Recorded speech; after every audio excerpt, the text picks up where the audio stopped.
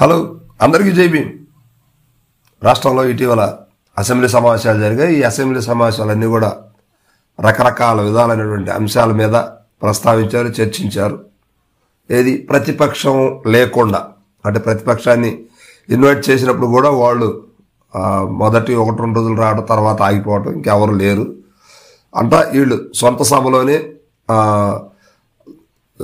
మిత్రపక్షమైనా అఖిలపక్షమైనా ఏ పక్షమైనా అన్నీ కూడా వాళ్లే అంటూ అసెంబ్లీ సమావేశాలు నిర్వహించారు. సో ఇందులో చెప్పుకోదగ్గ విషయాలు ఏంటంటే, స్వపక్షంలోనే విపక్షం అంటూ కొన్ని విషయాలు అయితే లేవనెత్తారు.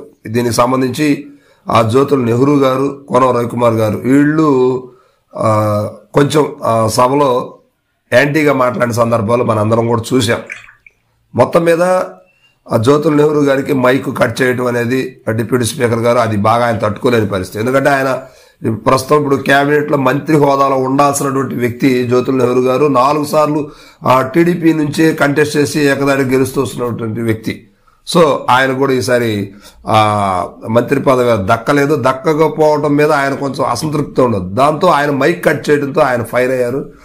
డిప్యూటీ స్పీకర్ రఘురామకృష్ణరాజు గారి మీద కొంచెం ధ్వజమెత్తి మాట్లాడాడు. అవసరమైతే నేను బయటికి వెళ్తాను, మైక్ కట్ చేయండి, నా అవసరం లేదు, నాకేం ఇబ్బంది లేదు అన్నట్టుగా మాట్లాడారు. తర్వాత కోనం రవికుమార్ గారు కూడా ఆయన ఏం మాట్లాడారంటే, ఆయన కూడా ఇప్పుడు వరుసగా 3 సార్లు ఎమ్మెల్యేగా గెలుస్తూ వచ్చారు టీడీపీ నుంచే, కానీ ఆయన కూడా మంత్రి కాలేని పరిస్థితి. సో ఇప్పుడు అంటే అయినటువంటి వాళ్ళు కూడా పెద్ద విషయంగా అయితే ఏం లేదు కదా.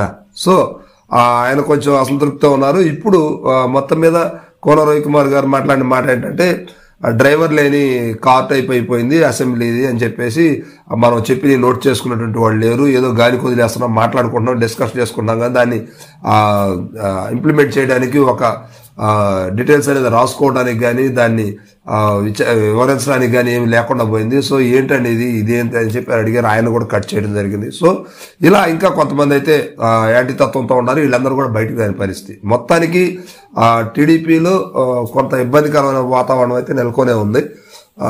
సో ఏదేమైనప్పటికీ కూటమిలో కారు చిచ్చు అనేది రగిలేందుకు ప్రయత్నాలు అయితే జరుగుతూ ఉన్నాయి. మొత్తం మీద వైఎస్ఆర్సీపీ సంధించాల్సినటువంటి బాణాలు కావచ్చు, వైఎస్ఆర్సీపీ ప్రశ్నించాల్సిన అంశాలు కావచ్చు, స్వపక్షంలోనే రేగినటువంటి పరిస్థితులు అయితే ఇక్కడ క్లియర్గా కనిపిస్తా ఉన్నాయి. సో అసెంబ్లీ సమావేశాల మీద వాడివేడిగా ప్రతిపక్షం విపక్షం అనే 2 వర్గాలు, అధికార పక్షం ఇవన్నీ కలిసి చేయాల్సినటువంటి కార్యక్రమం అయితే వాళ్ళకు వాళ్లే ఇప్పుడు చేసుకుంటున్నారు. మనకేం ఇబ్బంది లేదనుకుంటూ వైఎస్ఆర్సీపీ చూస్తూ ఉందన్నమాట. సో దీన్ని బట్టి చూస్తే కూటమిలో చిచ్చు అనేది రగులుతుంది అనేది మాత్రం క్లియర్గా అర్థమవుతా ఉంది.